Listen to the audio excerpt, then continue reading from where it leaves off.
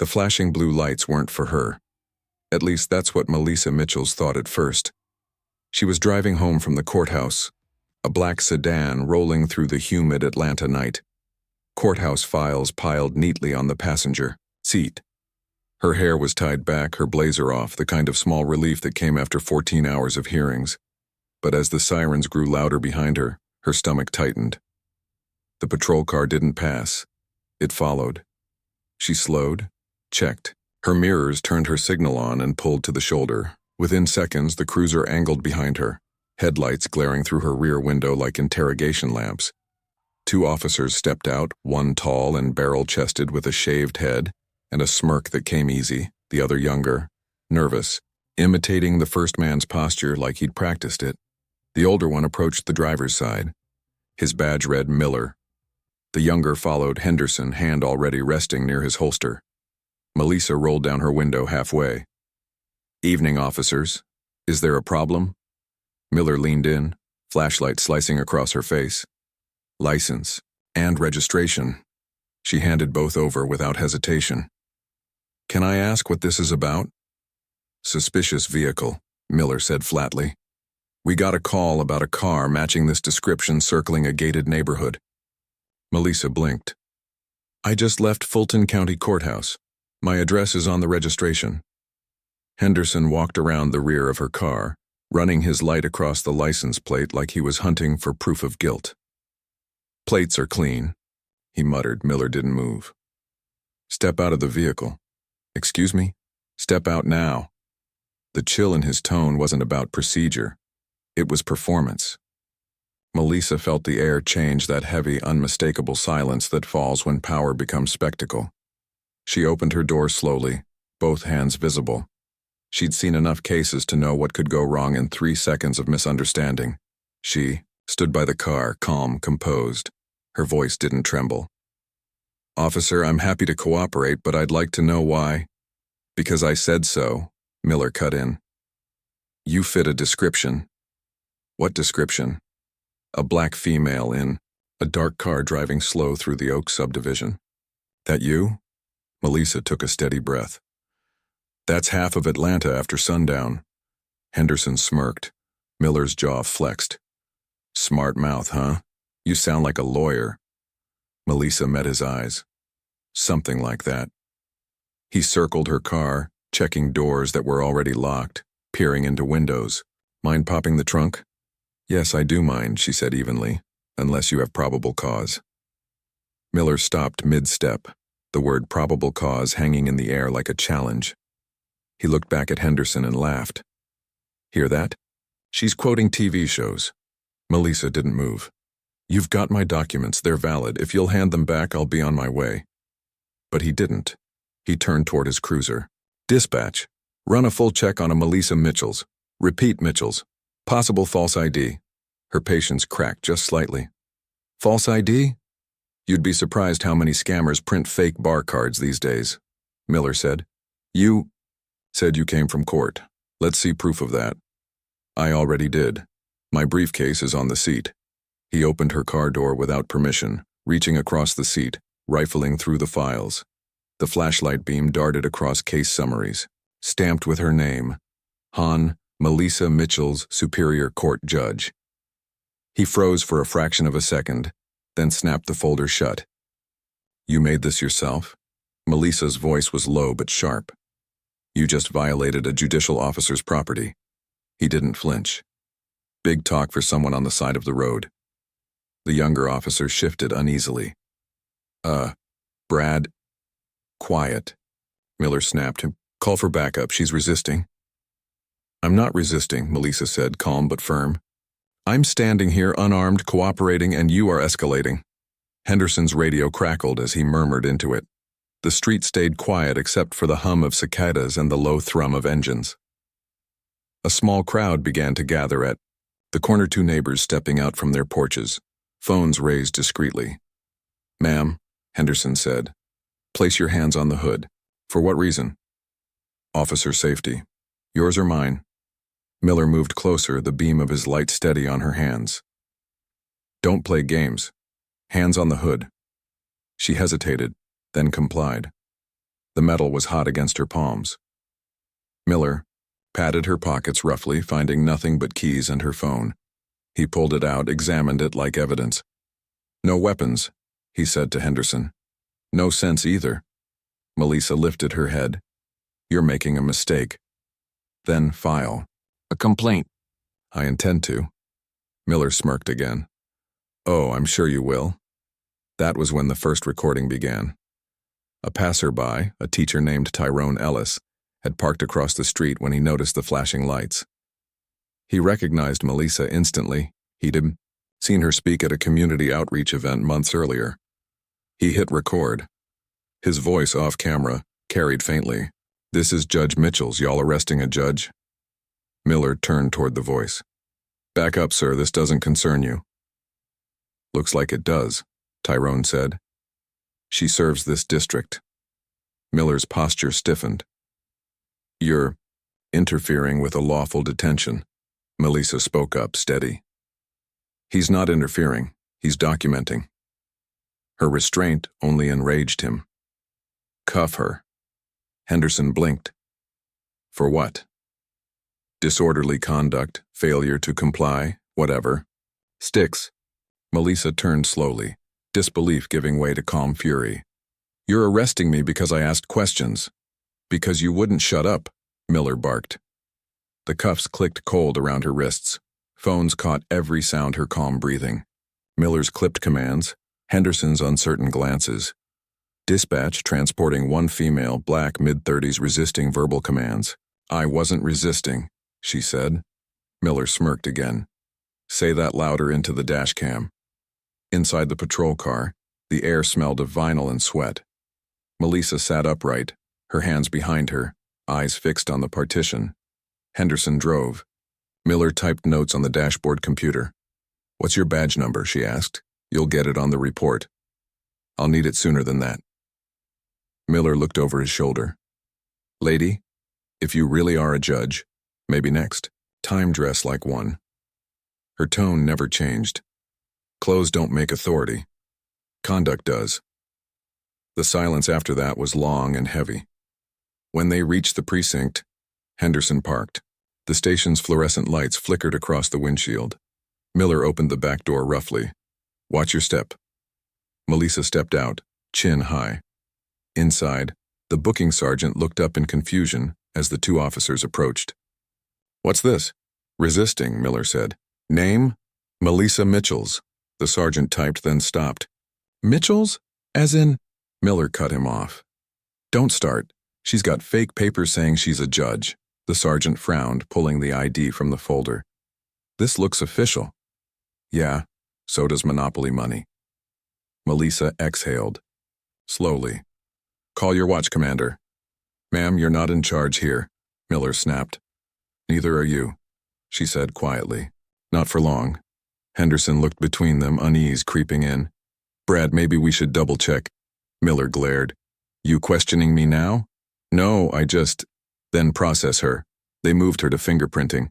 The clerk, a young woman with braided hair, froze when she saw the name on the intake sheet. "This can't be right." Melissa met her gaze. "I wish it weren't." The clerk typed anyway, lips pressed tight. A red light blinked on the scanner. "System says judicial immunity code detected. You sure this is the right person?" Miller snapped. "Override it." The clerk hesitated. "I can't. It's locked. Says to contact Superior Court verification." Miller snatched the paper. "Then contact them." Minutes later, as the phone rang down the hall, Melissa stood silent, hands still cuffed, dignity intact. Henderson leaned against the wall, eyes darting from her to the clock. The call went unanswered once, twice. Then a voice on the other end picked up, a clerk from the courthouse nightline. "Superior Court Clerk's Office. This is Officer Miller from Atlanta PD," he said. "I need to verify an ID for a woman claiming to be Judge Melissa Mitchells." A pause. Then the voice sharpened. "Judge Mitchells? You arrested her?" "I'm verifying credentials." Another pause, then a hard intake of breath. "You're in serious trouble, officer." Miller frowned. "Excuse me?" You just detained a sitting Superior Court judge without cause. I'm notifying Chief Langston and the district attorney right now." The line clicked. Miller's face drained of color. Henderson looked away. Melissa didn't say a word. The booking sergeant stepped forward. "Remove the cuffs. Now." Miller hesitated. I said, "Remove them." The sound of metal, unlocking, echoed down the hall. Melissa rubbed her wrists lightly, still silent, still composed. The sergeant cleared his throat. "Judge Mitchells, I'm so sorry. This will be handled immediately." "I know," she said. "I'll handle it myself." She turned toward the exit but stopped halfway. "Make sure that dashcam footage isn't deleted." Miller tried to speak, but nothing came out. Henderson lowered his gaze. By dawn, the footage was already online. Tyrone's video, shaky but clear, had gone viral across Atlanta. Comment sections filled with disbelief. They arrested a judge. They really did. And as the sun rose over the courthouse, Melissa Mitchells walked through its front doors, the same ones she'd exited hours before in handcuffs, now flanked by reporters demanding comment. She said nothing. Not yet. Because by afternoon, the same two officers who arrested her would stand in front of her bench, and only one of them would still have a badge by the end of the day. By 8:12 a.m., the clip had already made the rounds on every major social platform in Atlanta. A shaky phone camera, headlights in the dark, the unmistakable voice of Officer Miller barking orders. Then a calm female voice saying, "You're arresting a judicial officer." It was only 12 seconds long, but it was enough. Inside the precinct, chaos simmered. Phones rang nonstop. The chief's assistant stood outside his office, headset pressed to one ear, whispering, "Yes, sir. Yes, the video's authentic. Yes, it's her." Chief Robert Langston sat behind his desk, face hard as granite, staring at the paused frame of the video on his monitor. Melissa Mitchell's face in partial light, handcuffed, chin high. Behind her, the two officers, posturing like conquerors. Langston exhaled through his nose. "Where are they?" "Downstairs, sir. Waiting." "Send them in." Miller entered first, Henderson trailing. Both had removed their sunglasses, but not their arrogance. "Chief," Miller said, forcing confidence. "We can explain." "I'm listening," Langston said flatly. It was a traffic stop. Routine. She was argumentative, refused to cooperate. "Argumentative?" Langston repeated, eyes still on the monitor. He hit play. Melissa's voice filled the office, clear, calm, articulate. "I have not resisted. I'm cooperating fully." The video ended with Miller's voice. "Then file a complaint." Langston paused it again, turned his chair slowly. "That what you call argumentative?" Miller swallowed hard. "That clip's out of context." Langston folded his hands. "Out of context would mean she drew a weapon or made a threat. I see neither." Henderson spoke softly. "She matched a suspect description. We were following procedure." Langston's gaze shifted. "What description?" Miller hesitated. "Anonymous caller, black female, dark sedan, loitering near the Oaks." "The Oaks is a private subdivision. What was she doing there?" "Driving through." "So was half the city." Miller clenched his jaw. "Chief, we had no way of knowing who she was." "That's the point," Langston said. "You shouldn't need to." The silence that followed was suffocating. Langston leaned forward. "Do you realize who Judge Mitchells is? She presides over half this city's criminal docket. She's chaired 2 judicial review panels, one of which oversaw police conduct reform." Miller's confidence faltered. "I didn't recognize her." "You didn't need to recognize her to treat her with basic respect," Langston said. "But you didn't. You profiled her, you mocked her, and you put handcuffs on the woman who signs half your warrants." Henderson's throat bobbed. "Sir, I tried to tell him." Miller shot him a glare. "Don't start." Langston slammed his palm on the desk. "Enough. Both of you are on administrative leave, effective immediately. Internal Affairs is opening an investigation, and you'll surrender your badges until further notice." Miller's voice rose, cracking. "You're taking her word over ours?" I'm taking the videos, Langston said. Get out. They left in silence. Across town, Melissa sat in her chambers, blinds half drawn, a mug of untouched coffee cooling, beside a stack of case files. Her assistant, Carla Morton, stood at the doorway. Ma'am, the DA's office just called. They're asking if you'll recuse yourself from the review hearing. Melissa didn't look up. Why would I? Because it involves the same department that arrested you. Melissa turned a page. That's exactly why I won't. Carla hesitated. There's a press line building outside. Reporters, cameras, everyone wants a statement. They'll wait, Melissa said simply. Carla shifted her weight. They're saying you've gone viral. Over 4 million views. Melissa's eyes flicked toward the window. Good. Maybe someone finally watched the right kind of injustice on camera. She stood, adjusting her jacket. The faint bruises from the handcuffs had darkened overnight, purple traces along her wrists. She slid her robe on, covering them. Carla, draft a hearing notice. Miller and Henderson. Charges of unlawful detention, abuse of authority, and violation of constitutional rights. Schedule it for this afternoon. Carla blinked. You're presiding? Yes. They're defendants, not petitioners. Melissa's gaze didn't waver. Today they'll learn the difference. By noon, the courtroom buzzed like a hive. Lawyers, journalists, law students, all crowded into the gallery. The clip had reached national news by midday. Judge arrested by her own jurisdiction. The irony wrote itself. Melissa entered through the side door, robe flowing head high. The chatter dimmed instantly. Every camera turned. When she took her seat at the bench, she didn't strike the gavel. She didn't need to. This court is now in session, she said calmly. Case number 248817, State of Georgia versus Officers. Brad Miller and Cole Henderson. A ripple went through the crowd. Miller, red-faced, sat beside his attorney. Henderson looked pale, eyes fixed on the table. Melissa continued. You stand accused of unlawful detention, misuse of authority, and conduct unbecoming of sworn officers. Do you understand the charges?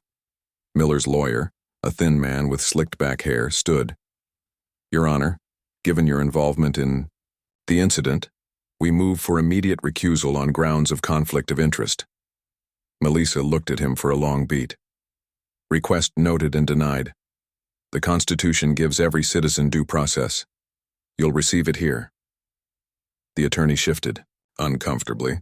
But, Your Honor, you're free to appeal my decision later, she said. Right now, you'll answer for your actions. Miller leaned forward. Judge, with all due respect. Melissa's tone cooled to steel. Officer Miller, you will address me as Your Honor, or you'll be escorted out of this courtroom in contempt. Understood? He hesitated.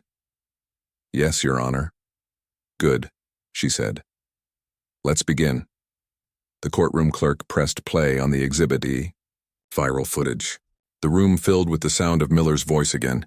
Because I said so. The grainy image showed Melissa standing under flashing lights, calm, composed. Then the cuffs. Then silence. When the video ended, the room stayed still. Melissa looked up.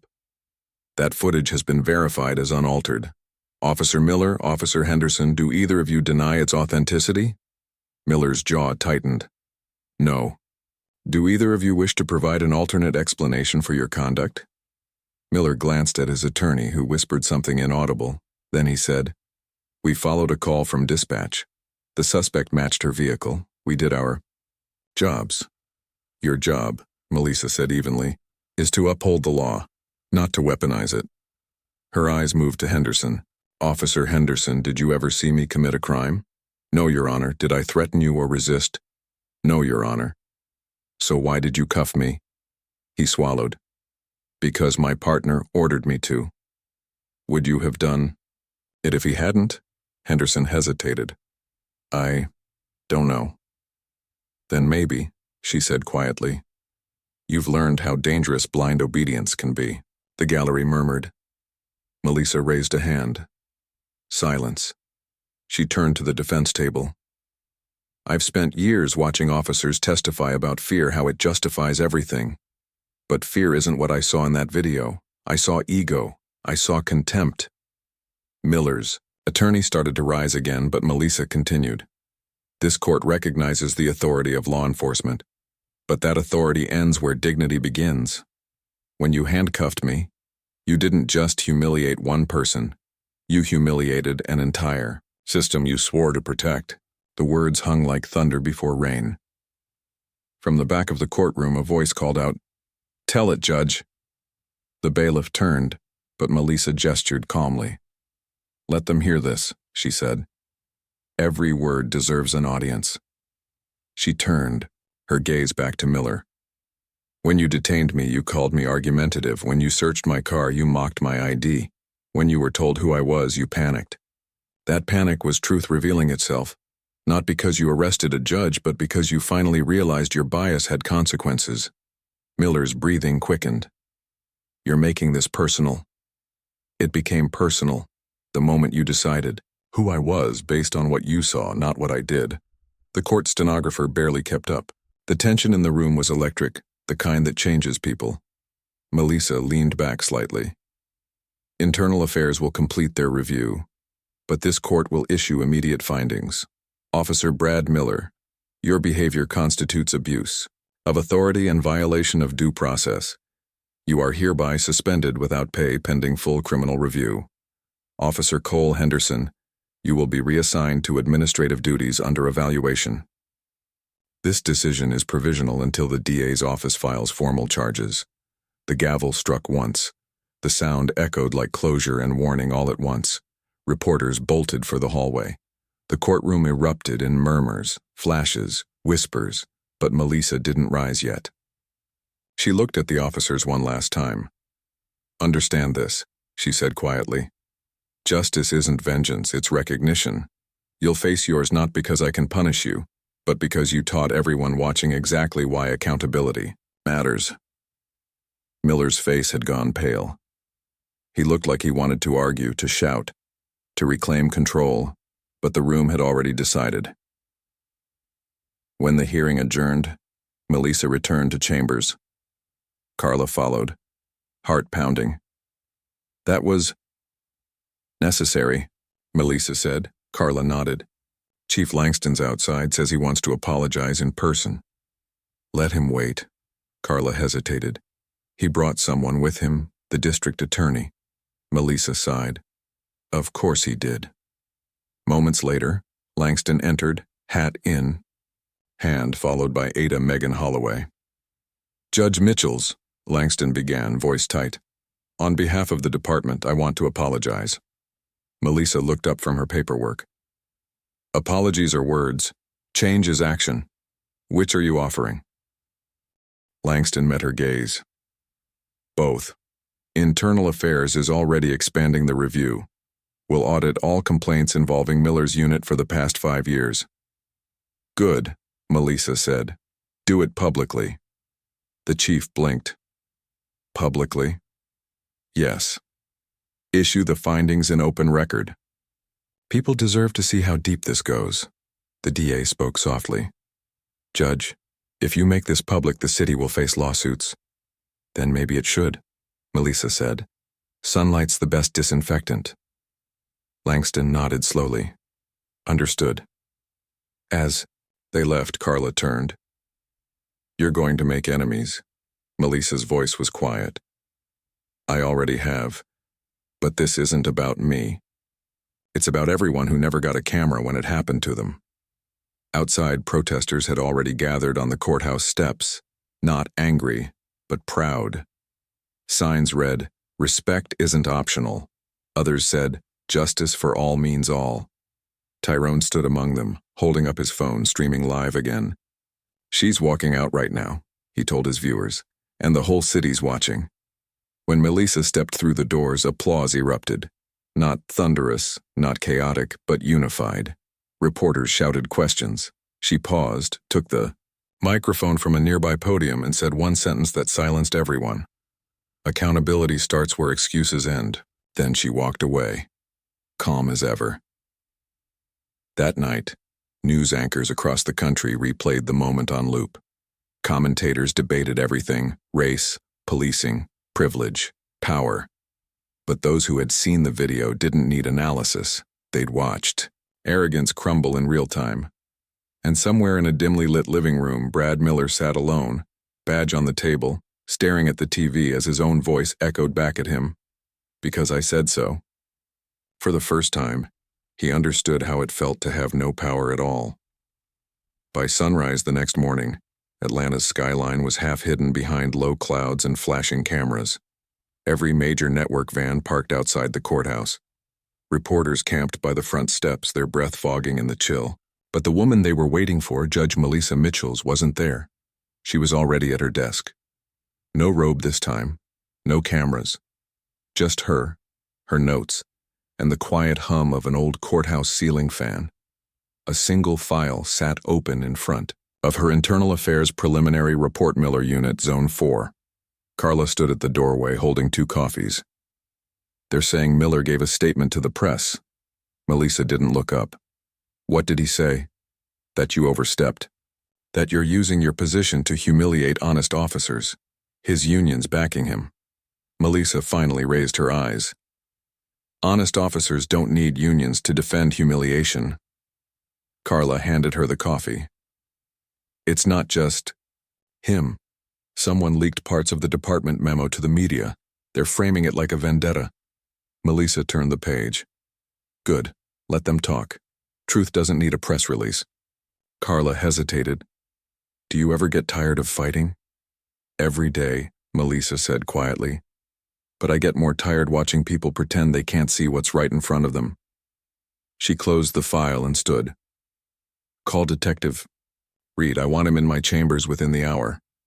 Detective Omar Reed arrived at 9:04 sharp, tall, methodical, the kind of man who'd seen too much to waste words. "You wanted me, Judge?" "Yes. Internal Affairs is already under review. I want an independent inquiry into Miller's history." "Already on it," Reed said. "You might want to sit down." Melissa frowned. "How bad?"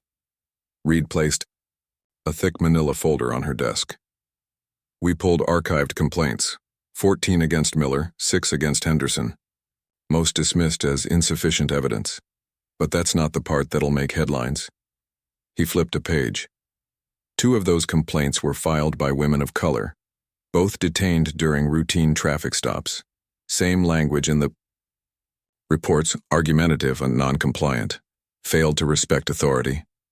Melissa's eyes darkened. "Patterns. Always hiding behind the same words." Reed nodded. "And there's more. We found encrypted emails between Miller and a former precinct commander, a guy named Turner. You might recognize the name." Her jaw tightened. "Michael Turner. He resigned last year. Not before issuing internal memos about enhanced watch protocols for what he called high-risk demographics." Melissa sat very still. "He actually wrote that?" "Not in plain language," Reed said. "But the code is clear. They used color tags. Blue priority meant compliance checks. Gray watch meant frequent stops. Guess which one covered black drivers in high-income neighborhoods?" Carla gasped. Melissa didn't. She just whispered, "How long has this been buried?" "Years," Reed said. "We're still digging, but the file trail leads back to the same oversight office that should have stopped it." Melissa closed the folder slowly. "They won't bury this again." She looked out the window. Reporters swarmed like bees below. "Release those findings. Not through the department, through the court record. Public access." Reed hesitated. "Judge, that's going to light the city on fire. Then let it burn bright enough to be seen." By noon, the documents were online. Local journalists pounced. The headline spread fast. Judge Mitchell's orders release of secret police emails showing racial bias pattern. At police headquarters, Chief Langston's phone didn't stop ringing. The mayor wanted answers. The governor wanted calm. The union wanted revenge. Langston stood by the window, staring at the street below, his phone buzzing non-stop. "Get me Judge Mitchell's," he told his assistant. Now. But Melissa wasn't taking calls. She was sitting across from her sister, Aaliyah Mitchells, at a small cafe near Decatur Square. Aaliyah, an activist and community organizer, had been on the front lines of half the city's protests. "You realize you just blew up half of Georgia's law enforcement system," Aaliyah said, half grinning. Melissa stirred her coffee. "I didn't blow it up, I just turned the lights on. You think they'll let you keep your seat after this? I didn't take this seat to keep it." Aaliyah leaned closer. "They're already talking about security threats. You need a detail." Melissa shook her head. "The ones who need protection aren't me. It's the people those officers pulled over." Aaliyah's voice softened. "You sound like Dad." Melissa smiled faintly. "He taught me that silence is just permission with better manners." Their conversation was interrupted by a buzz from Carla's phone. She glanced at the screen, eyes widening. "Judge, you're trending again." Melissa sighed. "For what now?" "Someone leaked body cam footage from the precinct.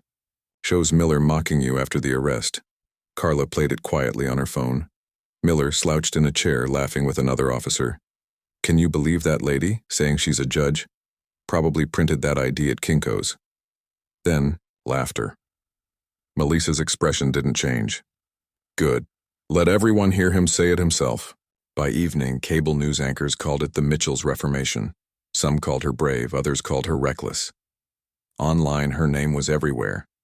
But inside her house that night, there was no celebration, just exhaustion. She sat at her kitchen table, robe folded over a chair, tea untouched. Her phone vibrated again. Unknown number. She answered anyway. "Judge Mitchells?" "Yes.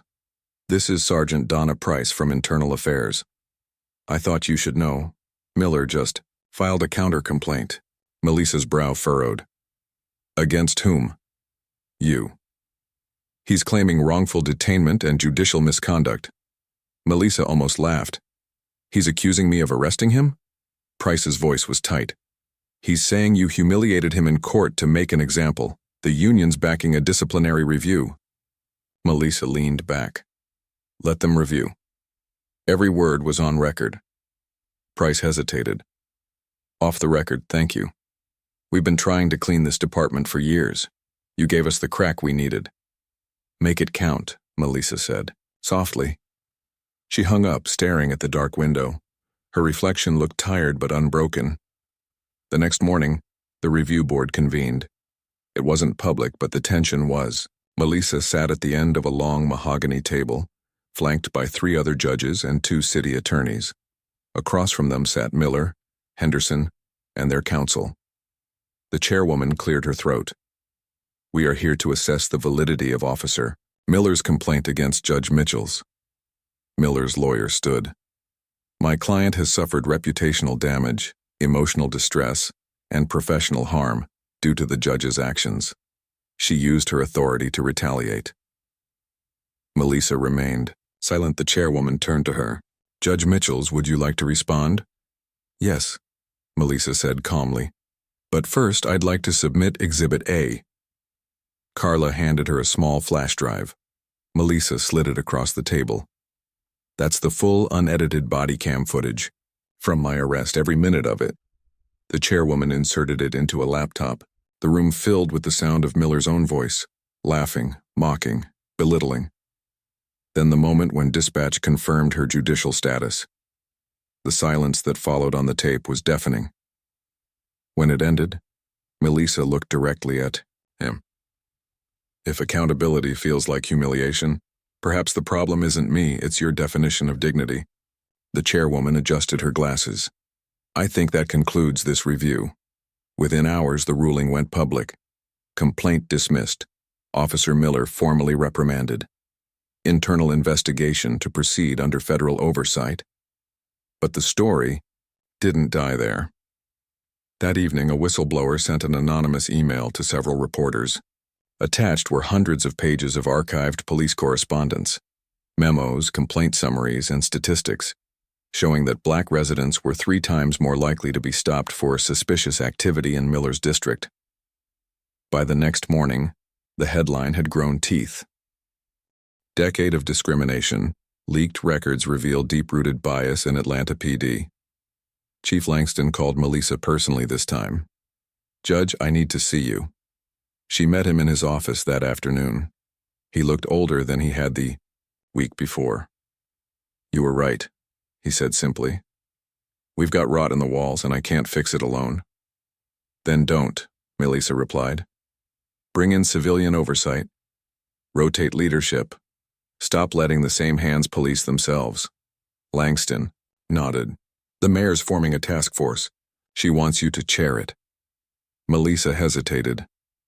"If I accept, I can't preside over criminal hearings involving this department." Langston looked at her. "Maybe it's time you moved from judgment to reform." She didn't answer right away. The weight of it pressed heavy. The idea of stepping out of the courtroom she'd fought to earn. That night, she called her sister. "They want me to lead a reform panel." Aaliyah's voice brightened. "That's what you were born to do." "I was born to serve justice," Melissa said. "Now I'm wondering if the courtroom's too small for it." Aaliyah laughed softly. "Then make a bigger one." The next morning, the announcement hit the news.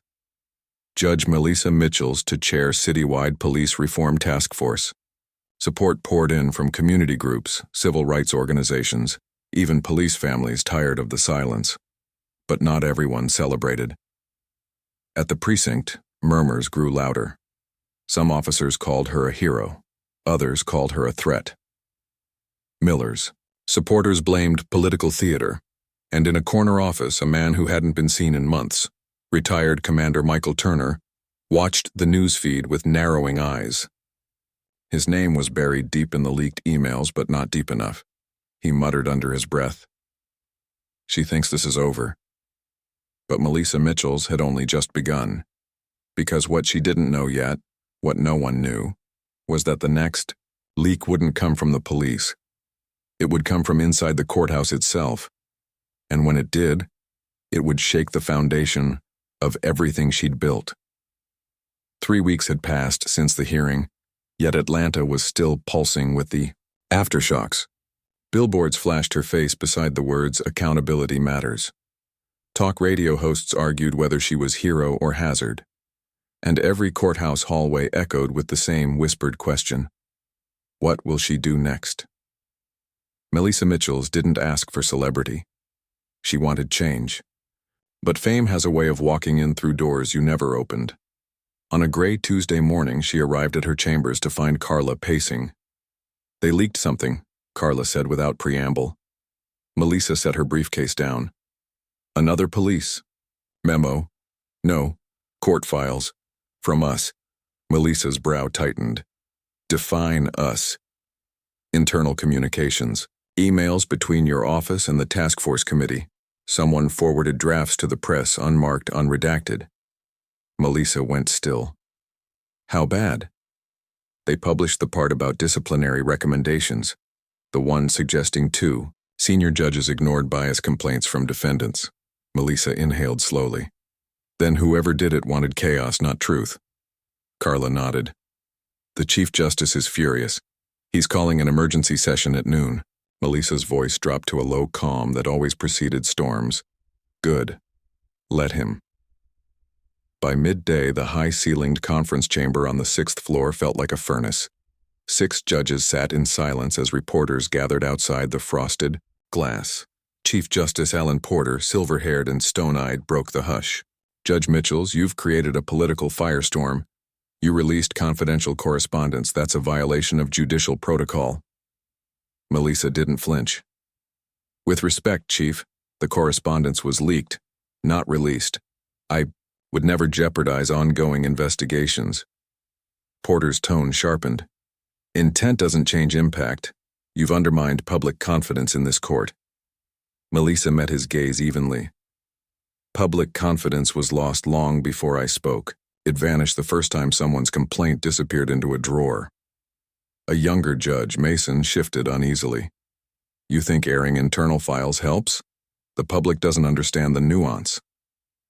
"They understand injustice just fine," she said. "They live it." Porter exhaled through his nose. "You've made enemies everywhere. From the Union to City Hall. You need allies, not headlines. Melissa's reply was quiet but immovable. Allies stay silent until it's safe. I don't have time to wait for safety. The meeting dissolved in uncomfortable murmurs. As she left, Porter's voice followed her. Careful, Melissa. Even revolutions need judges. She didn't look back. Outside, the press swarmed. Microphones thrust forward like bayonets. Judge Mitchells, are you being censured? Did you leak the emails yourself? Are you stepping down from the bench? She paused on the courthouse steps, wind lifting the edge of her robe. No, she said simply. I'm stepping forward. The clip hit national news within an hour. That evening, the Reform Task Force convened at City Hall. Representatives from civil rights groups, police liaisons, and city attorneys filled the room. At the head sat Melissa, flanked by Chief Langston and Mayor Lila Grant. Langston looked drained. The leaks have people calling for another investigation, this time into us. Melissa folded her hands. Then we cooperate fully. The mayor leaned in. Judge, we support transparency, but this is bleeding into politics. There are legislators threatening funding cuts. Melissa's voice stayed level. If justice depends on budget lines, it was never justice to begin with. A hush settled. Even her critics couldn't argue with that. Detective Omar Reed entered, late, a laptop under his arm. Judge, I found the source of the leak. All eyes turned. He opened the laptop, displaying a list of outgoing emails from a courthouse server. They came from an encrypted account under the clerk's office, but the sender used credentials assigned to someone in your chambers. Carla stiffened. My credentials? Reed shook his head. No, yours are clean. It's someone else. Someone with clearance to your correspondence logs. Melissa frowned. Who? He clicked a file. The name appeared on screen. Assistant Deputy Clerk Jonathan Pierce. Carla gasped. Pierce? He's been with you since you were appointed. Melissa remembered him clearly. Quiet, efficient, always polite. A man who fetched case files before she asked. Where is he now? She asked. Home, Reed said. I sent a unit. He's gone. Gone. By midnight, the story had twisted again. Headlines screamed courthouse whistleblower or traitor. Cable hosts speculated motives. Was he exposing bias or sabotaging reform? Melissa watched the coverage alone from her living room couch, the television light flickering across her face. Her phone buzzed with messages from reporters, colleagues, strangers thanking her for standing up. But all she could think about was betrayal that came wearing a courthouse ID badge. The next morning, Detective Reed called. We found him. Alive? Yes. He turned himself in. Where is he? Downtown precinct. Says he wants to, talk to you only. An hour later, Melissa walked into the small interrogation room. Pierce sat at the table, hands clasped, eyes red from sleeplessness. I didn't mean for it to go this far, he said quietly. Then why did you do it? They told me you were covering up the task force data, he said. They said the system would bury it like everything else. I thought leaking it would force transparency. Who told you? Pierce hesitated. It came from an anonymous message, an internal address. I thought it was you. Melissa's voice stayed calm. You thought I'd ask you to break federal confidentiality laws by email? He looked down. I know, I was stupid. But the message had your signature block, the same footer. It looked official. Reed leaned forward. That means whoever sent it cloned her credentials. That's not a leak. That's a hack. Melissa stood. Pull every server log from the past month. If someone wants to bury this, they're getting nervous. Within hours, the forensic team found Ita shadow account traced to a private network registered to a name that made the room go quiet. Michael Turner. Langston's voice was grim. The same retired commander? Reed nodded. He's been running a consulting firm for security contracts. But the domain hosts copied court servers and spoofed emails. Classic setup job. Melissa crossed her arms. He wanted me discredited before the task force could reach his records. Langston said, Let me handle this. No, Melissa replied. He used my name to manipulate my staff and undermine reform. I want him in my courtroom. 2 days later, the warrant was signed. Turner was arrested at his suburban home without incident. Reporters caught the moment, an irony so precise that headlines practically wrote themselves. Former commander who defended racial profiling now accused of hacking judge's office. When he was brought before her bench, the courtroom overflowed. Turner looked older than his photo, gray at the temples, bitterness behind his eyes. Mr. Turner, Melissa began, you stand charged with unlawful access of government networks and obstruction of justice. Do you understand the charges? He smirked. Sure do. I also understand power when I see it. Then you understand why yours is gone, she replied. He laughed. You think you're fixing something? You're just painting a rotting house. People like me built it.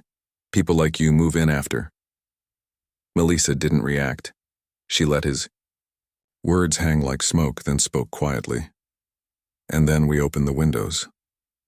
The gallery erupted in applause before the bailiff restored order. Turner's trial was set for the following month. That night, Melissa drove home through rain-slick streets, the city lights blurring through the windshield. Every intersection felt like a crossroads, between law and reform, justice and retaliation, hope and fatigue. She parked outside her brownstone and sat for a moment listening to the soft drum of rain on the roof. Then her phone buzzed again. A new message. No sender ID. Just 5 words. You don't know them all. She stared at the screen. Pulse, rising. Attached was a single PDF-A list of names, judges, officers, clerks. Beside each, a notation. Undisclosed collaboration. Turner Network. Carla arrived 10 minutes later after Melissa called. This means there's more of them, Carla said in a hushed voice. Melissa closed the file. It means the system was never broken. It was built this way. So, what do we do now? Melissa looked out the window, lightning flashing over the skyline. We finish what we started. No more closed-door hearings.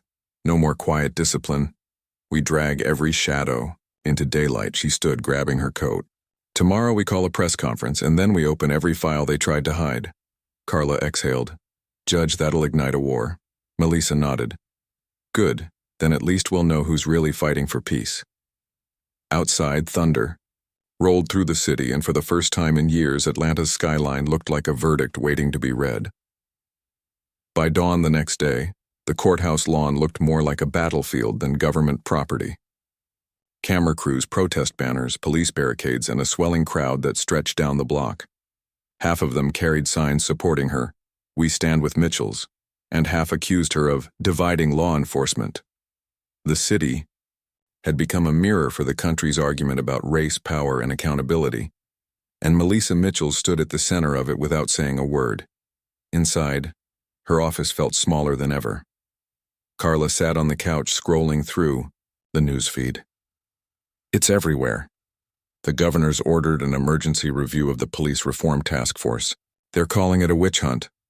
Melissa poured coffee she didn't drink. If they're calling it that, it means we're getting close. Detective Reed entered, rain still on his jacket. You're trending nationwide now. Every network's running the Turner arrest clip. Federal committees are taking notice. One of them wants your testimony. Melissa looked up. Which one? House Subcommittee on Civil Rights Oversight. They're convening in D.C. next week. They want you to explain how one city's judicial investigation exposed a national misconduct. Carla blinked. They're turning this into a national case? Reed nodded. And that's not all. Turner's attorney filed a motion to subpoena your private correspondence. He's claiming you led an unlawful data release. Melissa exhaled slowly. He's trying to flip the narrative, make the investigator look like the criminal. Reed leaned on the desk. You prepared for that kind of spotlight? I've spent my life standing under harsher lights, she said. Tell the committee, I'll appear. The days that followed blurred into interviews, statements, late-night calls. Every headline had her name. Commentators debated whether she was savior or traitor. But amid the noise, something quieter began to happen. Citizens started requesting copies of their own dismissed complaints, people who'd given up years earlier suddenly believing maybe someone would listen. Carla brought her another stack of letters one morning. These came from South Carolina, Ohio, even Nevada, people saying they saw your hearing online and finally filed reports again. Melissa smiled faintly. Then maybe the chaos was worth it.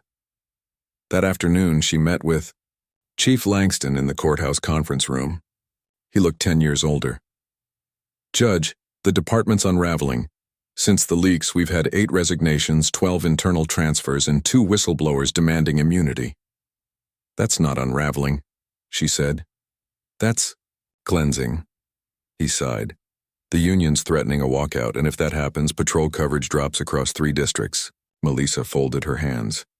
"Then call in mutual aid. Borrow from counties that still believe integrity isn't optional." Langston gave a tired chuckle. "You never hesitate, do you?" "Justice doesn't wait for comfort," she replied. The next morning she boarded a flight to Washington, D.C. The hum of the plane was a strange comfort. No reporters, no microphones, just altitude and silence.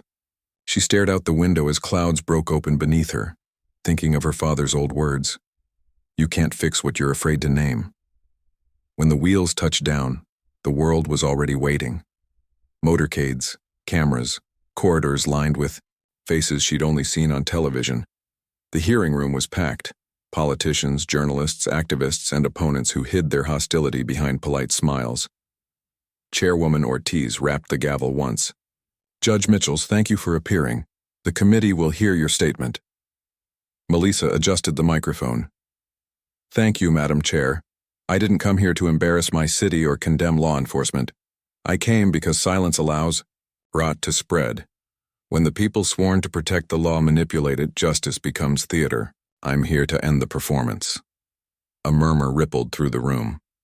Congressman Vail leaned forward. "Judge Mitchells, some call your reforms radical. Do you believe police departments should be federally monitored?"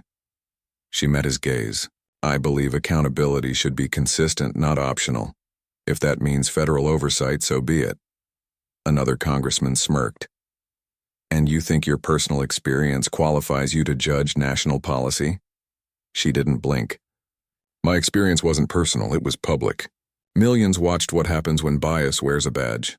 The difference is that I had a platform to respond. Most people don't." Ortiz nodded slowly. "Judge, have you faced retaliation?" "Threats, yes. Fear, no." The room fell silent. Every camera light burned white across her face. When the session ended, the hallway exploded with applause from spectators who'd waited hours to see her speak. Reporters shouted questions as she walked through marble corridors. "Judge, will you run for office? Do you support defunding police? Do you consider yourself an activist now?" She paused just once. "I consider myself accountable," she said, and kept walking. That clip looped on news channels all night. Back in Atlanta, Turner's trial approached. Federal agents uncovered bank transfers showing his consultancy received payments from a group of private security vendors tied to campaign donors. The same vendors sold body cam software that conveniently lost footage in misconduct cases. Turner hadn't just sabotaged her office, he'd built an entire side industry on hiding evidence. Detective Reed dropped the report on her desk. "They call it Project Shield. He used the police data leaks to manipulate contracts. He's going down hard." Melissa nodded. "Then let him face the same transparency he tried to destroy." The day of his arraignment, protesters filled both sides of the courthouse steps again. But this time, police officers marched alongside activists, holding signs that read, "Accountability, honor." The city was changing, whether it liked it or not. Inside the courtroom, Turner was defiant. His lawyer launched into speeches about political persecution. Melissa presided with her usual composure, recusing herself only when evidence directly involved her chambers, but attending every proceeding as an observer. When the verdict finally came, guilty on all counts, the gallery erupted. Turner stared, at her across the room as deputies led him away. His lips formed the words, "You'll be next." That night, her security detail doubled. Hate mail arrived by the dozen. Carla tried to filter them, but Melissa read each one. Not to dwell, just to remember what resistance looked like when cornered. Days later, the Department of Justice released a report praising her task force as a model for independent accountability. Civil rights organizations called her the face of modern reform. Talk shows invited her to tell her story. She declined them all. "I'm not a story," she told Carla. "I'm a reminder, but reminders can still make enemies." Late one evening, after another 12-hour docket, Melissa walked alone to her car in the courthouse garage. The echo of her heels was the only sound, until a voice came from behind the pillar. "Judge Mitchell's." She turned. A man stepped forward, a uniformed officer she didn't recognize. His name tag read Benson. He held up a small envelope. "Ma'am, this was left at the precinct. Said it's for you. No return." She accepted it cautiously. "Thank you." He nodded, but his eyes carried something heavy. "For what it's worth, Judge, most of us are with you." She gave a small nod. "Then prove it. Out there." When he walked away, she opened the envelope. Inside was a single folded page with a typed message. "The network isn't gone. They're moving to the private sector. Watch the contracts." She stared at it for a long moment, the garage lights buzzing overhead. Then she called Reed. "We're not finished." Over the next week, they uncovered a paper trail leading to a corporation bidding for the city's new public safety software contract. Same investors, same shell companies Turner used. The rot had simply changed uniforms. Melissa met with the mayor and Chief Langston. "If they get that contract, all this was for nothing," she said. The mayor leaned back. "They're offering the lowest bid. The council's tempted." "Because they only see the price tag," Melissa said, "not the cost." Langston rubbed his temples. "What do you propose?" "Full public hearing before approval. No backroom. Votes. Every citizen deserves to know who's behind their surveillance systems." The mayor hesitated. "You realize that means calling out city council members?" Melissa's tone didn't change. "If they're complicit, they belong in the light too." The public hearing drew hundreds. Melissa sat beside auditors as evidence flashed on projectors. Fake subsidiaries, funneled funds, falsified safety ratings. Gasps filled the chamber. The final slide showed Turner's name on the founding documents. Of one of the companies, the council vote collapsed within minutes. Contract denied.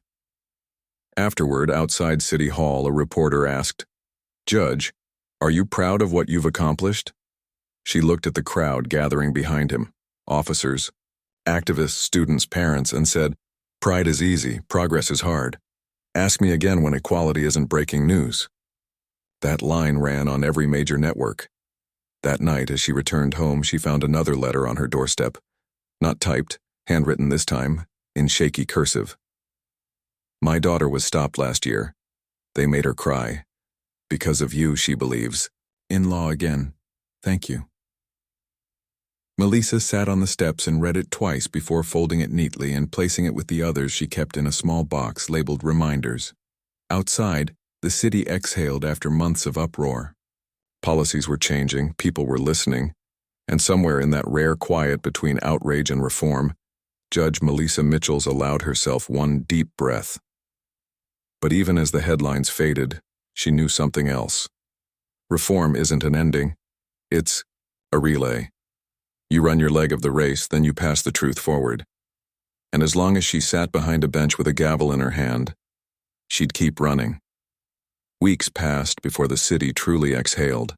The protests thinned, the cameras moved on, but the echo of everything that happened still vibrated through every corridor of government. Melissa Mitchell became a symbol no one could agree on. To some, she was proof that courage could live inside the system. To others, she was the reason it had cracked open.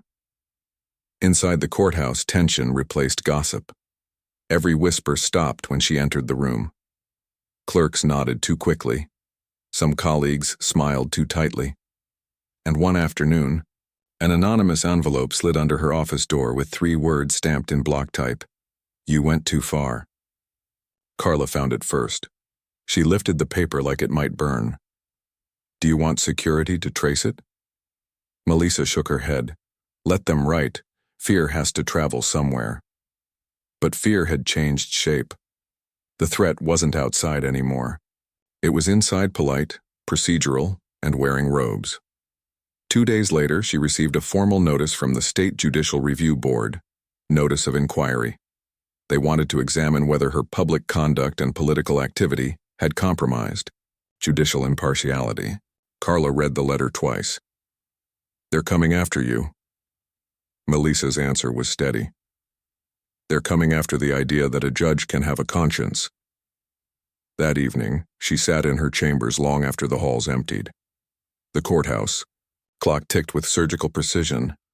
Through the window, the skyline shimmered, a city still healing from its own reflection. She whispered to the empty room, "Let them test me. I built my life on cross-examination." The hearing came faster than anyone expected. Held in a paneled courtroom reserved for disciplinary actions, the press was banned, but everyone knew leaks would flow before sunset. 5 board members sat in a semicircle. None smiled. Judge Mason, once cordial, now looked deliberately neutral. Judge Mitchells, the chair began, this inquiry concerns whether your actions exceeded the scope of judicial ethics.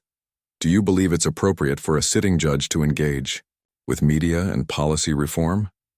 Melissa folded her hands. I didn't engage with media. Media engaged with me. And reform isn't politics, it's maintenance. When a system corrodes, pretending neutrality isn't ethics, it's neglect. A woman on the panel cleared her throat. Yet you've become a public figure. Your statements have national implications. You've blurred the line between adjudication and advocacy. Melissa's reply came measured.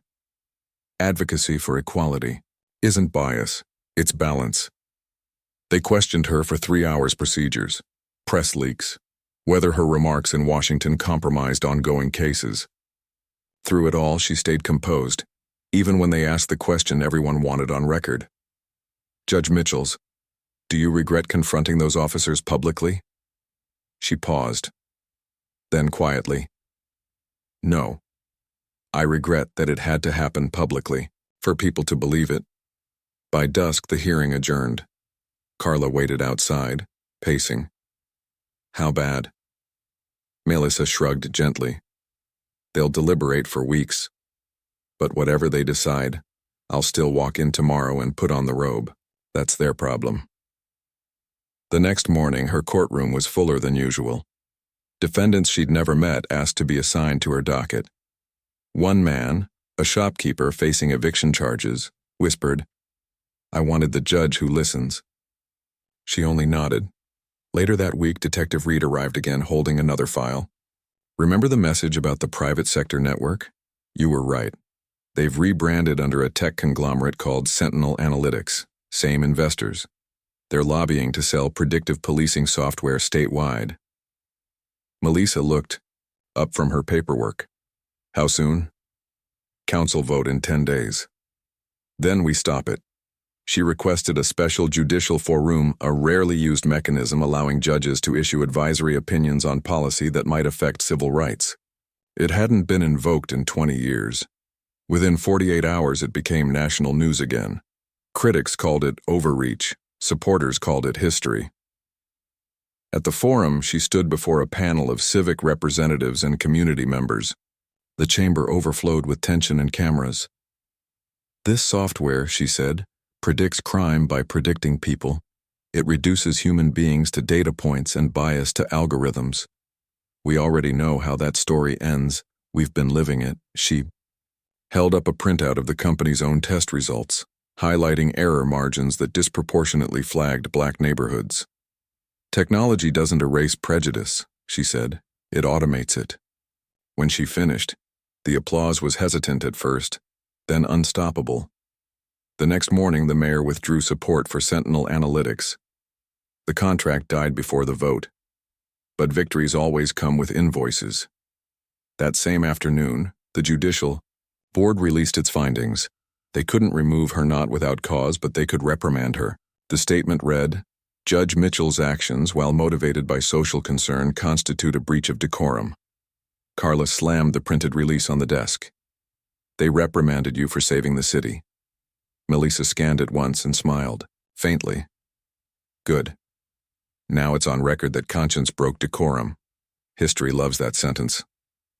She spent the evening at home, quiet, the reprimand lying unopened beside a cup of tea gone cold. Outside, the street hummed with ordinary life buses, laughter, rain. Her phone buzzed, unknown number again, this time only a single text. They won't stop until you do. She turned the phone face down. Exhaustion pressed behind her eyes, but so did something else, clarity. This was never just her fight.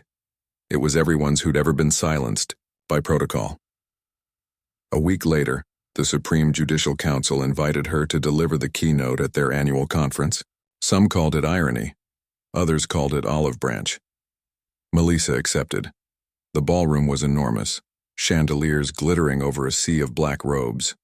She stepped to the podium in silence. Colleagues, she began, we often speak of law as if it's stone. But stone can erode. What saves it isn't preservation. It's restoration. She looked out across the crowd faces, cautious, curious, some cold. I was detained by people who thought authority meant domination. I was investigated by people who confused neutrality with fear, and yet I still believe in this robe. Not because it grants power, but because it demands humility. If we can't hold both, we don't deserve either. The hall was silent for a heartbeat that seemed to last forever. Then the applause began, soft. At first, then stronger, until even her harshest critics stood. Afterward, as she stepped off the stage, an older judge stopped her. He had served 40 years on the bench, voice rough as gravel. You remind me of Thurgood, he said quietly. Not because of what you've done yet, but because you made the rest of us remember why we took this job. She thanked him, shook his hand, and walked out into the cold night air. Snow had started to fall rare for Atlanta, light and slow. For the first time in months, she allowed herself a small, genuine smile. At home, she added one more note to her box of reminders, a scrap of hotel stationery that simply read, Even stone remembers rain. She closed the lid gently. Outside, the snow kept falling, covering the city that had tried to break her and ended up remaking itself instead. The snow melted fast, replaced by spring rain that washed through Atlanta's streets and, for a while, carried away the noise. The protest turned into meetings, meetings into policy drafts, and policy drafts into laws that actually passed. New training standards, transparency mandates, civilian review panels with real power. What began with one arrest on the side of a road had turned into something the whole country was watching. Melissa Mitchell's barely had time to notice. The days blurred together. Hearings, signatures, interviews she didn't give. Her schedule was so packed that Carla once joked the only place she still had privacy was the elevator. Melissa laughed softly, but she knew there was truth in that. One morning the governor called. Judge Mitchell's, I want you on a federal advisory panel for judicial police coordination. It's being formed in D.C. under the Civil Rights Division. Melissa's first thought wasn't pride, it was caution. Advisory or oversight? Both, the governor said. And you'd chair it. She looked out her window where sunlight spilled over the courthouse steps. If I accept, my cases will have to be reassigned. That's manageable. The country needs what you built here. She hung up and sat quietly for a while. The gavel on her desk caught the light. Ordinary wood, smooth from years of use. She turned it in her hand and whispered, You can't build something new while holding on to what's old. By the next week, the announcement was public. Judge Melissa Mitchell's appointed to National Civil Rights Panel. The headlines used words like trailblazer, controversial, divisive visionary. She ignored all of them. Titles meant less than truth. In Washington, the panel met in a glass-walled conference room overlooking the Potomac. 10 members, judges, policy experts, a few retired police chiefs who still carried the stiffness of command. The chair seat at the head of the table had a nameplate that read, Honored Melissa Mitchells. She arrived 5 minutes early, coffee in hand. The others trickled in, nodding politely. Some avoided eye contact. She noticed. The first session opened with bureaucratic chatter. Procedures, proposed budgets, federal frameworks. But beneath the formal language, she could hear resistance. The older members spoke about gradual progress, reasonable oversight, respecting law enforcement culture. When it was her turn, she didn't raise her voice. Progress has never been gradual for the people waiting on it. Reasonable oversight is what allowed misconduct to survive for decades. Respecting culture doesn't mean ignoring corruption. The room went still. The retired chief at the far end, a man named Holbrook, leaned forward.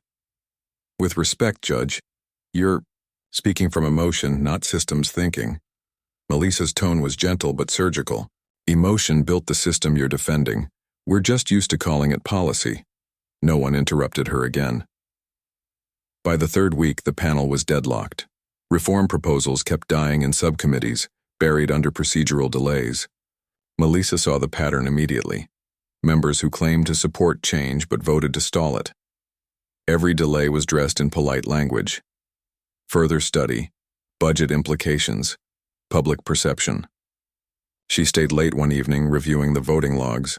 Carla, who had joined her in D.C. temporarily, walked in carrying takeout. Still at it? Melissa smiled faintly. They think stalling is subtle. Carla set down the food. You're planning something, aren't you? I'm planning to remind them who they're delaying. The next morning, she walked into the meeting room carrying a stack of printed letters, each one a written account from citizens who'd filed complaints and never heard back. Names blacked out for privacy, but pain still visible in every line. She laid them across the table. This, she said, is the cost of your delays. While we debate semantics, people are living consequences. A murmur rippled through the room. Holbrook glanced down, jaw tight. Where did you get these? They're public records, she said. They just needed someone to read them. The panel passed its first major reform vote that afternoon. But that night, when she returned to her hotel, another envelope waited at the front desk. No sender again. Inside, a single printed line. You're making powerful enemies. She showed it to Carla. Could be a bluff, Carla said. Or a reminder, Melissa replied. That means we're doing something right. 2 weeks later, it wasn't a letter, it was sabotage. Someone leaked partial drafts of her internal memos to a conservative outlet, framing them as anti-police manifestos. They weren't, of course. They were legal recommendations. But by the time the truth reached the public, the narrative had already taken root. Television pundits accused her of bias. Politicians demanded she resign from the panel, and angry callers flooded the courthouse voicemail system back in Atlanta. Chief, Langston phoned that night. Judge, you okay? They're trying to paint you as a radical. I know, she said. They can paint. I'm still writing the law. The next morning, she faced the panel again. Holbrook avoided her eyes. Others looked uncomfortable. The chair gavel lay untouched before her. I see my memos made the news, she began. If transparency bothers anyone here, remember, it's what we're supposed to be fighting for. No one spoke, she continued. They can twist words, but they can't rewrite the footage. The world saw what started this. You can smear me, but you can't sanitize the truth. The vote that day was closer than ever, 5-5, deadlocked. Then one member, a young prosecutor from Chicago, quietly changed his vote. Reform passed by 1. Afterward, he stopped her in the hallway. Judge Mitchells, he said, I watched your case last year. My brother was pulled over like that once. You made me remember. She smiled. Then it worked. The next month brought new hearings, new proposals, and more attacks. Yet with each controversy, her voice grew stronger. Cities started adopting her protocols voluntarily. Some officers even reached out privately, thanking her for creating systems that made good cops safer from bad ones. But then came the headline she dreaded. Atlanta Judicial Board reopens inquiry into Mitchell's conduct. Carla burst into her hotel room with the article in hand. "They're accusing you of breaching confidentiality again. Said you mishandled sealed evidence in the Turner case." Melissa scanned it. "They're recycling old ammunition. Should we fight it publicly?"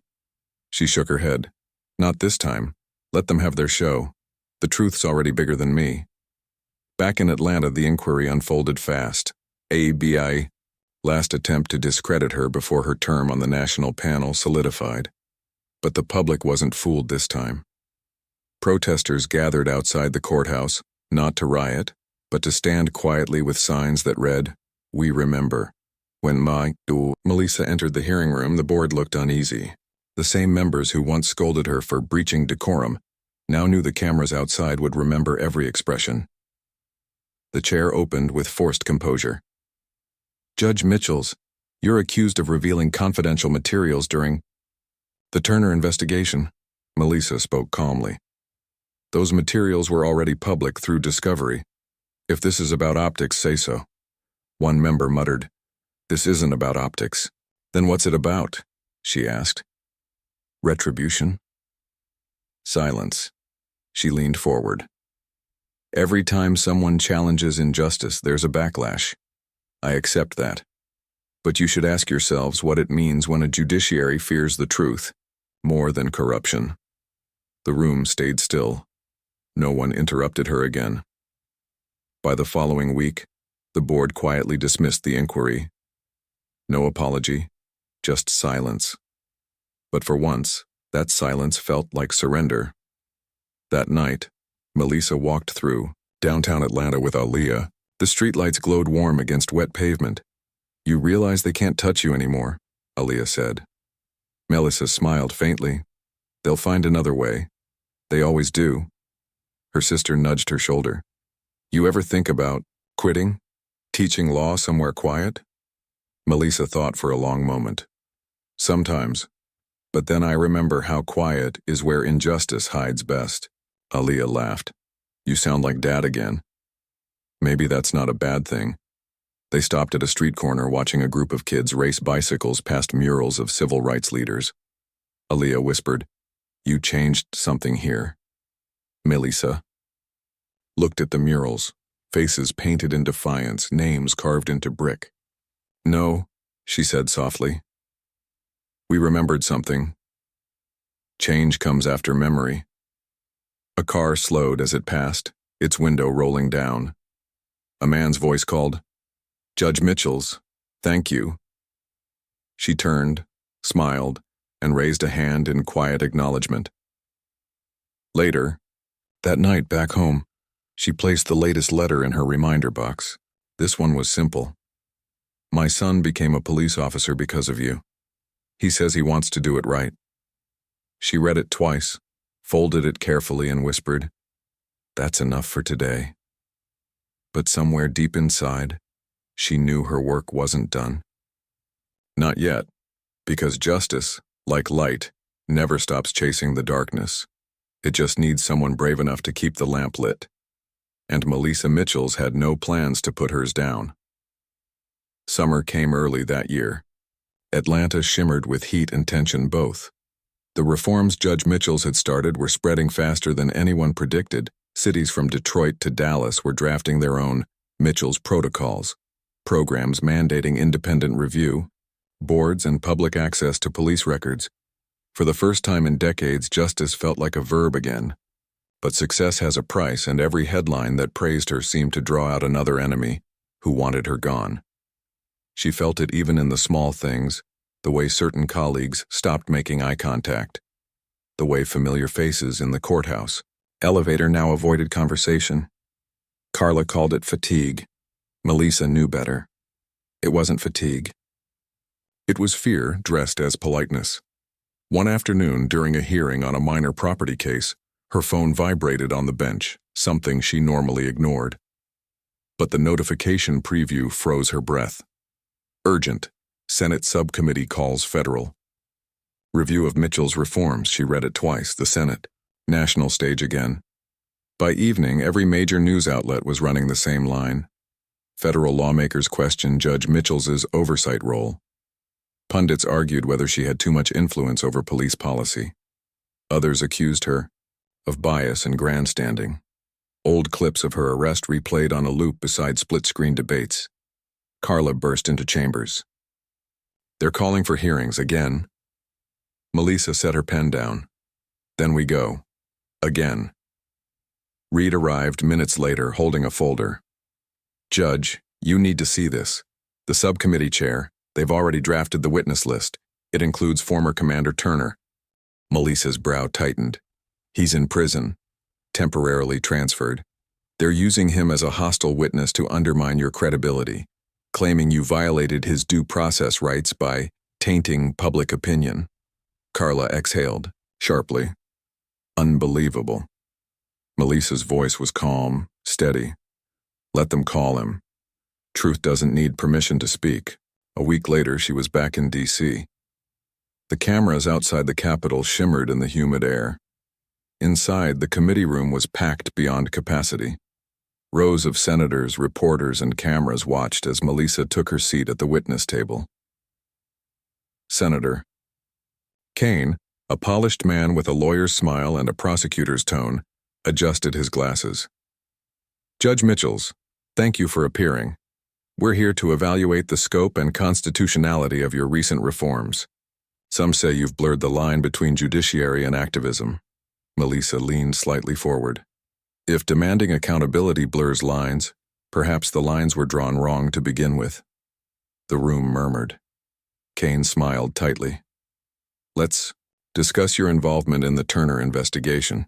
The man claims you influenced media coverage that compromised his right to a fair trial." She met his gaze. "The only thing that compromised Mr. Turner's trial was his own evidence trail. The court record is public." He flipped through his notes. "He also alleges you had prior knowledge of internal communications, emails that were never formally entered into evidence." "That's false," she said simply. Kane pressed.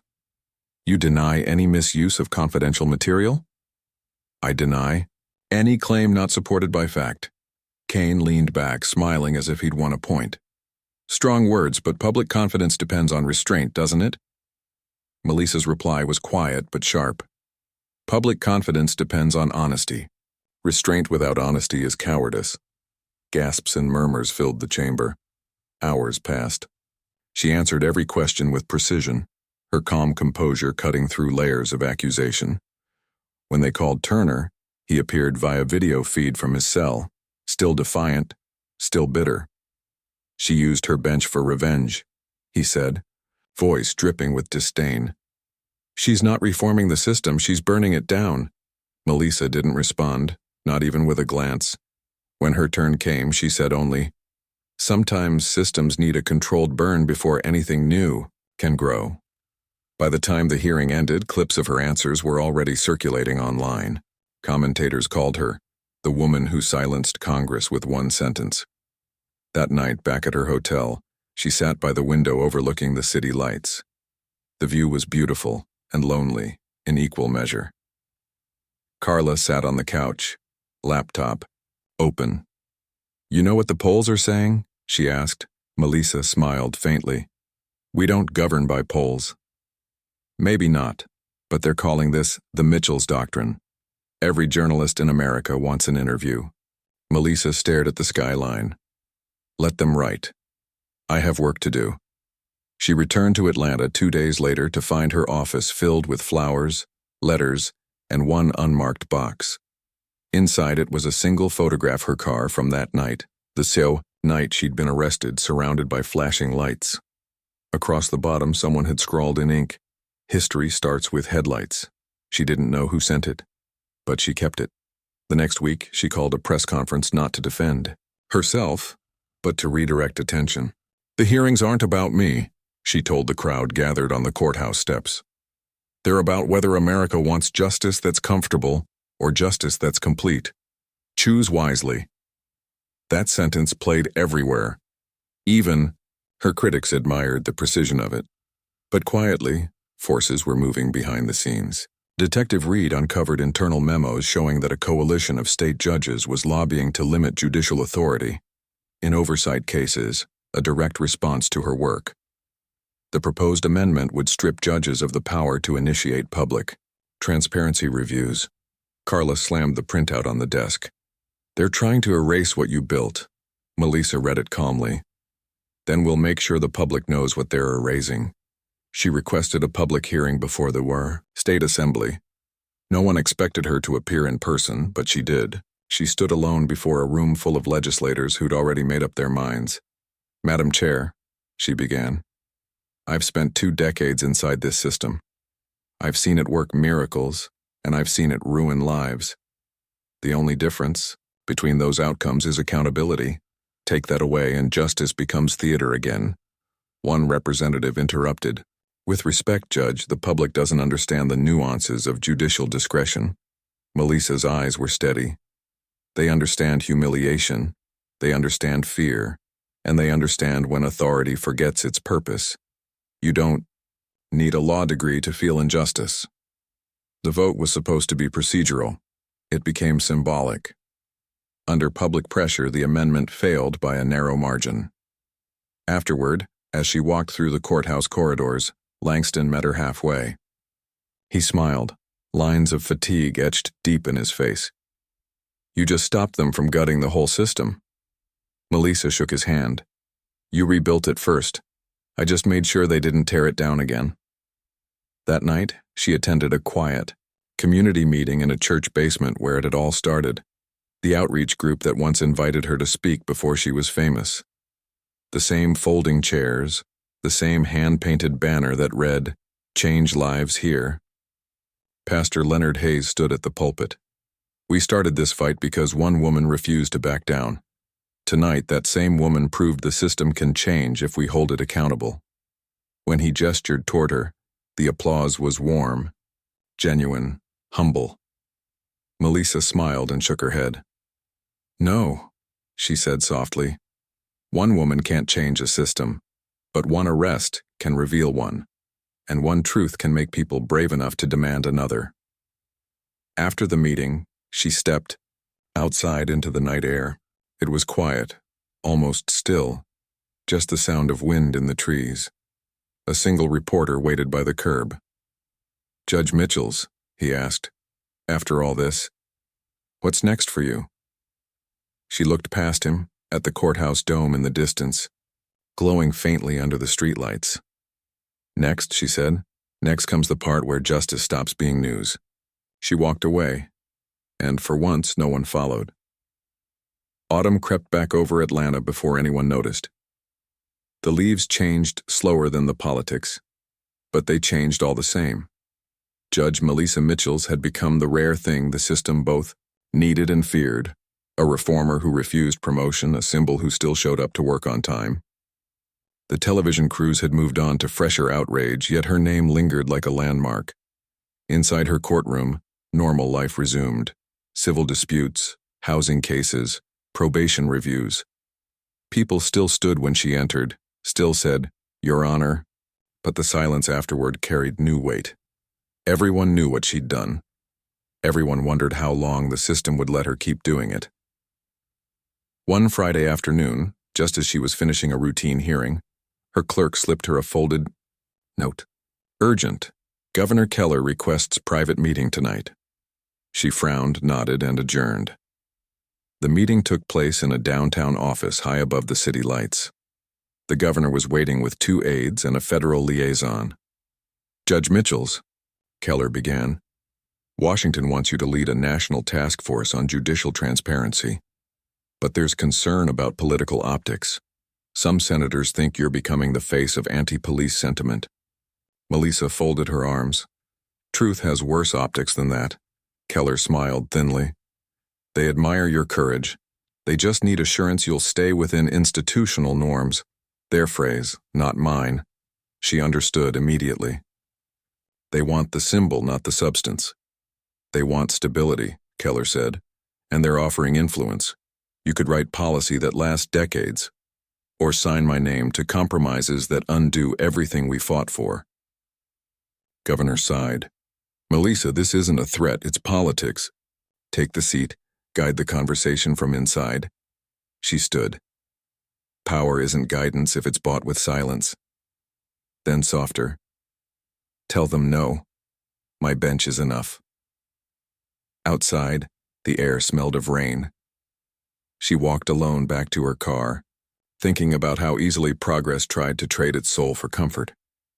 The next morning, headlines screamed, "Mitchell's declines federal role." Commentators called it noble. Others called it reckless. In truth, it was neither. It was exhaustion wearing integrity like armor. At the courthouse, Carla met her with a stack of mail. Half the country sending thank you letters, the other, half's writing op-eds about how you blew your chance. Melissa smiled faintly. Chances belong to gamblers. I'm not one. But the backlash grew louder. Conservative think tanks accused her of radicalizing the judiciary. Political donors funded campaigns demanding balance on the bench. Billboards appeared downtown with slogans like, "Keep politics out of courtrooms," though everyone knew whose face they meant. Langston visited one evening, dropping by her office after hours. "You've rattled too many cages," he said quietly. "They're whispering about pushing for your resignation under a procedural review." Melissa leaned back. "Then let them whisper. The louder they talk, the clearer the echo." He smiled tiredly. "You really don't scare, do you?" "I did once," she admitted. "That night on the roadside. But fear only wins if it makes you forget who you are." The following week, she attended a town hall meeting where citizens discussed the new policing reforms. It was meant to be celebratory. Instead, it turned volatile when a group of off-duty officers arrived to protest. Shouts filled the hall. Accusations, defenses, applause colliding with anger. Melissa stepped to the podium, hands raised for quiet. "I'm not your enemy," she said. "I'm your reflection. What you fear in me isn't power, it's accountability. And accountability doesn't destroy good officers, it protects them." For a moment, the room hushed. Then one officer nodded slowly, and the tension broke into uneasy applause. That night, a clip of her words went viral again. But this time, the tone was different. Even critics admitted she defused a riot with truth. Yet the storm behind closed. Doors kept building. Weeks later, a confidential memo leaked. A coalition of judges and state senators planned to introduce a bill limiting judicial speech on matters of public controversy. It was clearly aimed at her. Carla slammed the document onto the desk. "They're trying to muzzle you." Melissa studied it calmly. "They're trying to remind me where I'm standing. They forget I already know." Reed entered moments later, carrying another folder. "You'll want to see this. The sponsors behind that bill, they're financed by the same private security firm Turner used to work with." Carla froze.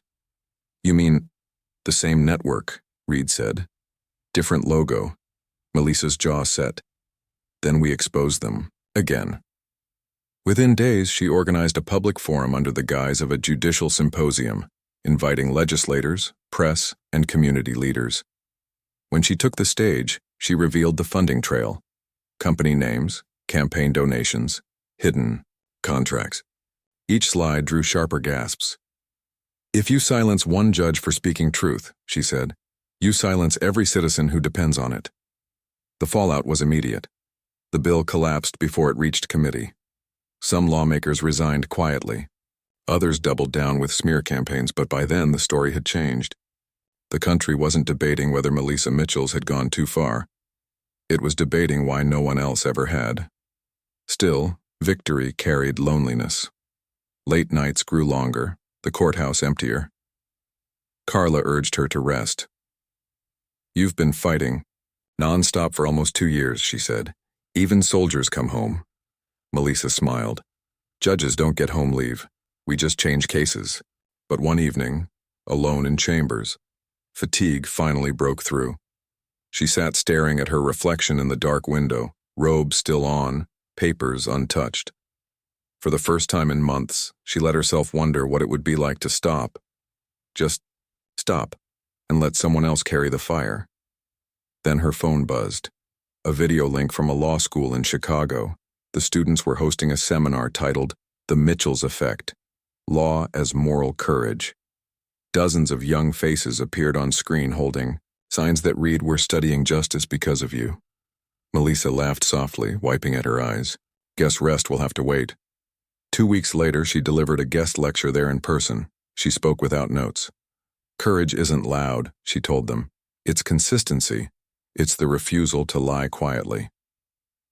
When she finished, the standing ovation lasted longer than the speech. Back in Atlanta, she found a handwritten note on her desk waiting. No threat this time, just 6 words. "Because of you, I joined law." She folded it into her box of reminders. The box was full now, heavy with paper and memory. That night, she visited her father's grave for the first time in months. She sat beside the headstone as the cicadas droned. "You were right," she whispered. "Justice isn't won, it's maintained." She smiled faintly. "I'm still maintaining." When she stood to leave, a breeze moved through the trees, gentle as an answer. By winter, the national reforms she'd helped author were enacted. Federal oversight boards, mandatory transparency logs, grants for community policing. Across the country, courts cited the Mitchells' hearings as precedent for judicial independence. And yet Melissa kept her distance from the spotlight. She declined interviews, skipped ceremonies. When journalists asked why, her only response was, "The work's not mine anymore, it's everyone's." On her final day of the year, she walked alone through the courthouse corridors, each step echoing against marble that had heard every triumph and betrayal. She paused outside courtroom 7, the same room where Miller and Henderson once stood in disbelief as she read their charges. She touched the door frame, whispered, "Full circle," and walked away. The sun was setting when she reached the front steps. Reporters still waited, but this time they didn't shout questions. They just watched as she descended the stairs, calm, composed, a quiet storm that had outlasted every attempt to cage it. Someone called from the crowd, "Judge Mitchells, what do you hope people remember most?" She paused at the bottom step. "That power isn't proof of virtue," she said, "and that humility is stronger than fear." She turned, walked toward the street, and disappeared into the evening light.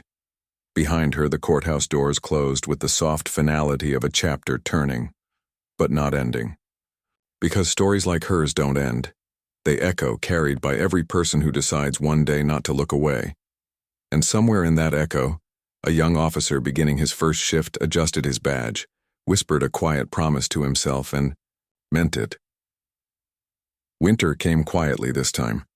No protests, no sirens, no flashbulbs outside the courthouse. For the first time in 2 years, the city seemed to breathe without flinching. The reforms had settled into routine. Transparency reports were posted online like clockwork. Misconduct numbers were down. Melissa Mitchells no longer appeared on the evening news, and that suited her just fine. Every morning she still parked in the same reserved spot, still greeted the same security guard, still carried a thermos of black coffee down the marble hallway that echoed her steps. But now, when people passed her, they didn't whisper, they nodded. Respect replaced curiosity. One gray morning, she entered her chambers to find Carla already waiting with a newspaper folded open. "You're on page A1 again," she said, smiling. "But this time it's good. They're calling Atlanta the model city for judicial accountability." Melissa glanced at the headline, then at the photo of her bench.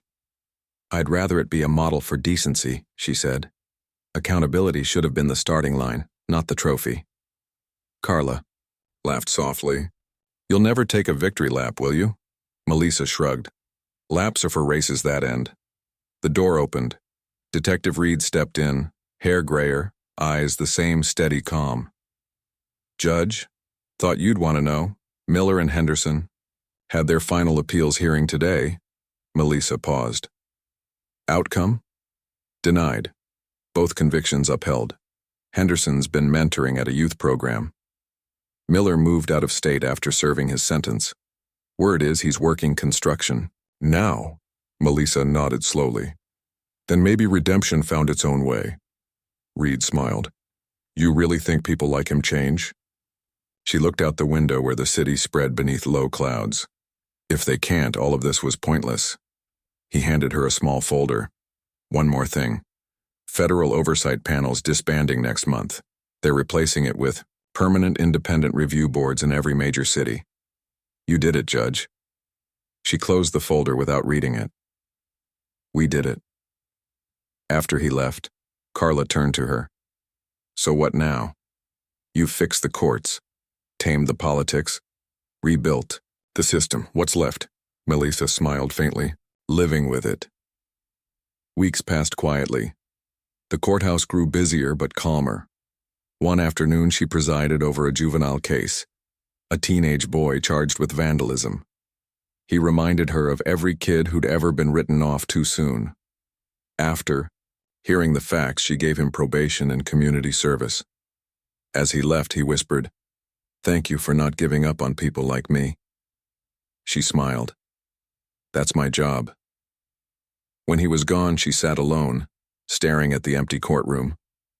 The gavel rested in her hand, warm from use. She thought about everything it had meant, how one small block of wood could carry so much weight, and how easily that weight could crush someone if misused. That evening she walked the courthouse, halls, pausing at the public gallery where portraits of past judges lined the walls. Old faces, mostly men, mostly white, mostly forgotten. Her portrait would hang there soon. She didn't look forward to it. Statues and frames don't keep promises, she murmured. People do. As she turned to leave, she noticed an older janitor mopping nearby. He looked up, recognized her, and smiled. Judge Mitchell's. My niece goes to law school now. Says she wants to be like you. Melissa smiled back. Then tell her to be better. That night she drove home through light rain. The city lights blurred on the windshield, reflections of everything she'd fought for. At a red light, she saw two police officers helping a homeless man across the intersection, giving him a coat. She smiled to herself. Maybe change really had taken root. When she got home, the mailbox overflowed with envelopes, holiday cards from colleagues, thank you, notes from strangers, letters from students. One caught her eye, plain white, no return address. Inside was a single sheet of paper, handwriting neat and unfamiliar. Dear Judge Mitchells, you don't know me, but my brother was arrested 3 years ago by one of those officers you exposed. He spent 8 months fighting a false charge. Last week, his record was cleared. He starts at the police academy in January. He said to tell you he's joining so he can be the kind of officer he wished he'd met that night. She read it twice, then placed it carefully in her box of reminders. The lid barely closed now.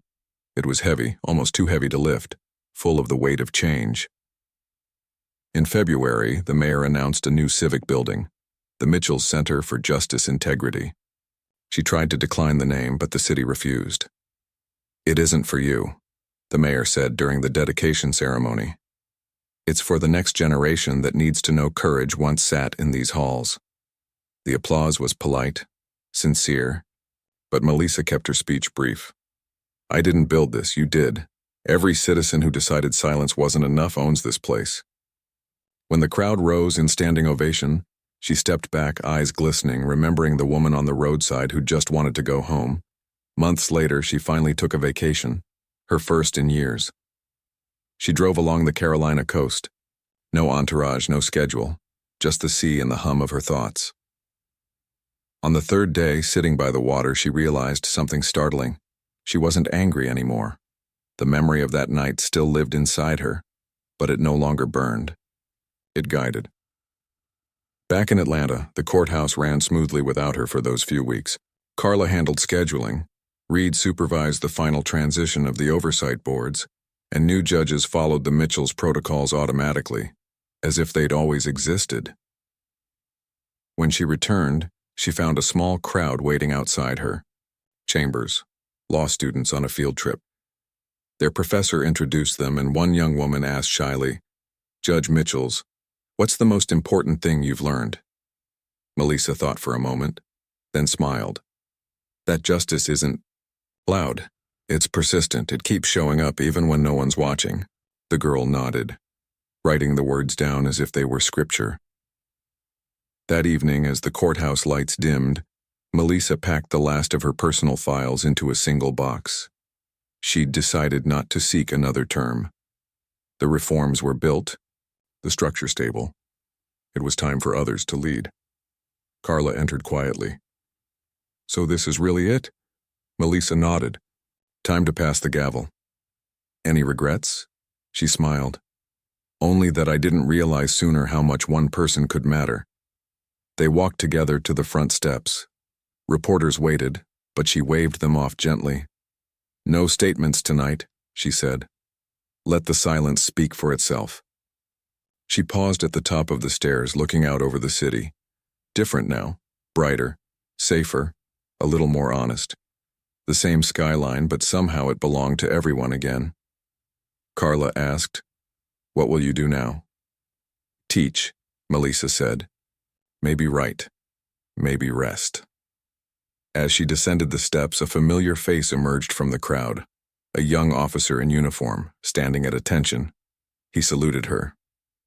"Ma'am, I wanted to thank you. I'm one of the new recruits from the Mitchells program." She returned the nod. "Serve well. That's thanks enough." He smiled. "We will."